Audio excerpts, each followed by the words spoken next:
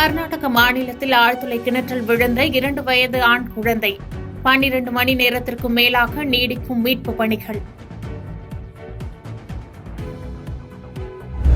மத்திய காஷ்மீரில் ஊருக்குள் புகுந்த சிறுத்தையை பிடிக்க முயற்சித்த வனத்துறை அதிகாரியின் கையை கவ்விய சிறுத்தை.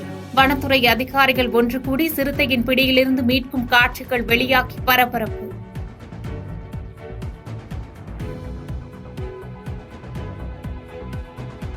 ஹைதராபாத் அருகே ரசாயன தொழிற்சாலையில் ஏற்பட்ட தீ விபத்தில் சிக்கி 7 பேர் உயிரிழப்பு, 10க்கும் மேற்பட்டோர் தீக்காயம் அடைந்த நிலையில் மருத்துவமனையில் அனுமதி.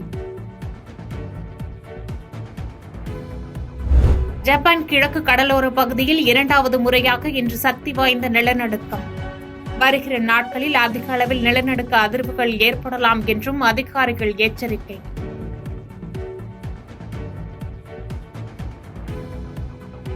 பாதகம் செய்பவரை கண்டால் நாம் பயங்கொள்ளலாகாது பாப்பா. மோதி மிதித்து விடு பாப்பா, அவர் முகத்தில் உமிழ்ந்து விடு பாப்பா.